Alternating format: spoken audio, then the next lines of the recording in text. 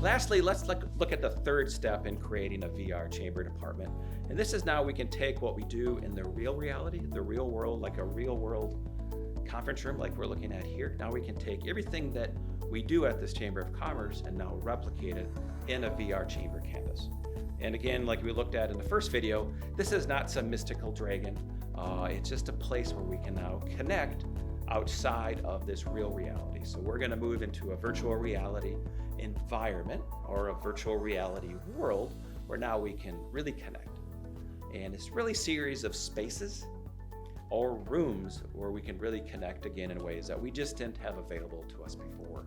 And as we learned through Zoom and we navigated through the pandemic, it's really hard to sit in these little boxes. You want to push them out and push them up, and you want to get out of that little square.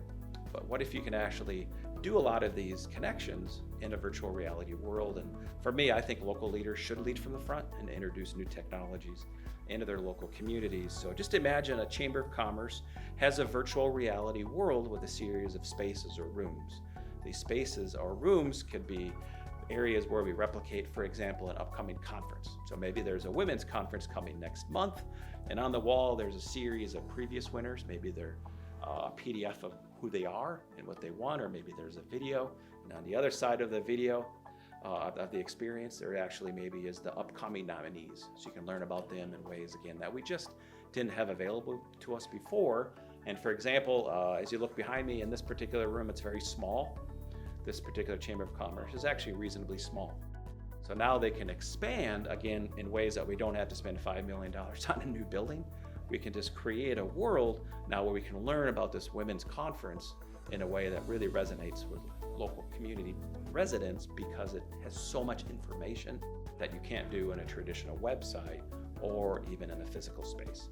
So for example, you go on this virtual reality chamber campus, and now you can see the Women Leadership Conference. Maybe there's another leadership conference coming up. You can learn about it, and then you're like, hey, I have an upcoming meeting with a friend of mine at the chamber. I want to go to the chamber to meet. Pretty typical. I like to do that. You meet in the real reality.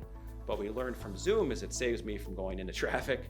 It saves me from paying parking fees and all this craziness. So what we've learned now is that we can connect in ways without being physically together. And I think we should always have an excuse to meet in the real world, but sometimes that's impractical or waste time in a sense. We're busy during our days. Now a chamber can create meeting rooms and conference spaces and even events in a virtual space. So if you can't attend a meeting or even a conference or a large event, you can now sit down virtually in a chair.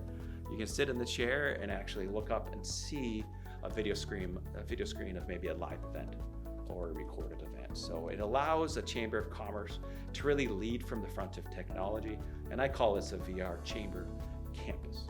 It's a third function of a VR chamber department. So as we all explore all these new tools that we have in our new industrial era, it's really important that we get these new tools down to the local level, where we can really let our local leaders now lead from the front of technology. So it's really my passion to let chambers remain relevant in our new industrial era. So join me on this journey on October 11th for our VR Demo Day, where we're going to take all of this and demo it live to people in East County, San Diego. So I'm excited to continue this journey with you, and take care.